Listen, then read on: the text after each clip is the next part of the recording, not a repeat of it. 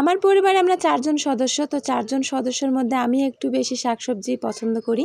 আমার সব ধরনের শাকসবজি ভীষণ ভালো লাগে। তো বাসায় শাকসবজি রান্না করলে বেশিরভাগটা আমাকেই খেয়ে শেষ করতে হয়। কিন্তু আজকে সকালে রুটির সঙ্গে ধুন্দুলের এই সবজিটা রান্না করেছিলাম, যেটা একেবারে সামান্য পরিমাণ আমি ভাগে পেয়েছি।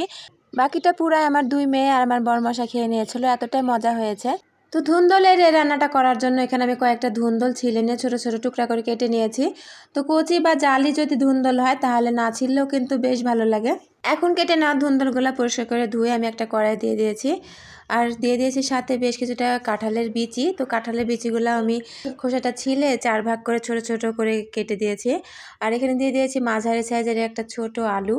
তো এখানে আমি আলুটা একটু লম্বা লম্বা একটু মোটা করে কেটে দিয়েছি। পরে এখানে দিয়ে দিয়েছি আমার হাতের 1 মুঠ মসুরের ডাল। তো মসুরের ডালটা খুব ভালোভাবে পরিষ্কার করে ধুয়ে নিয়ে আমি এই ধুন্দলের মধ্যে দিয়ে দিয়েছি।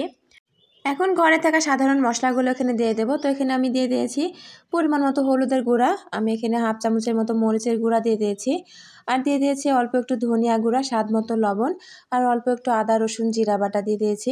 ঘরোয়া সব মশলা দেওয়ার পর এখানে আমি বেশ খানিকটা পানি দিয়েছি, যেন ধুন্দলের সাথে কাঁঠালের বিচি এবং মসুরের ডালটা খুব সুন্দরভাবে সিদ্ধ হয়ে যায়। তো সেই অনুযায়ী এখানে আমি পানিটা দিয়ে দিয়েছি।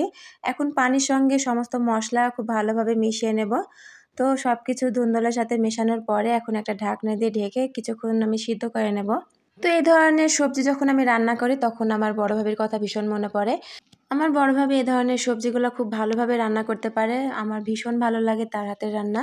তো যাই হোক, বেশ কিছুক্ষণ জাল দেওয়ার পরে মসুরের ডাল, কাঁঠালের বিচি, এদিকে ধুন্দল, আলু সব কিছু খুব ভালোভাবে সিদ্ধ হয়ে গেছে।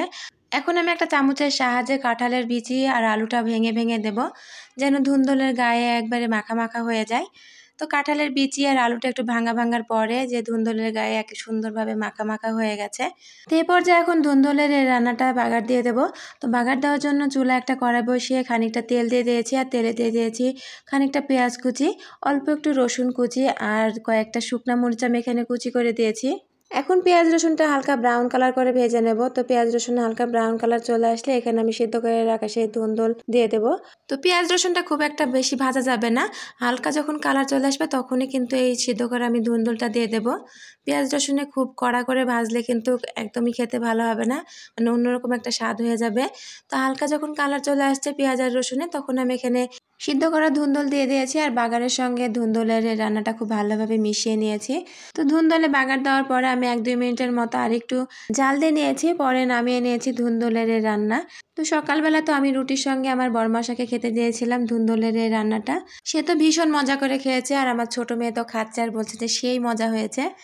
তো ধুন্দলের এই রান্নাটা শুধু রুটি দিয়ে নয়, গরম ভাত দিয়েও একেবারে জমে যায়। তো ভিডিওটি যদি ভালো লাগে তো অবশ্যই একটা লাইক কমেন্ট করবেন, আর আমার পেজে একটু লাইক ফলো দিয়ে একটু সাপোর্ট করবেন, পাশে থাকবেন। আসসালামু আলাইকুম।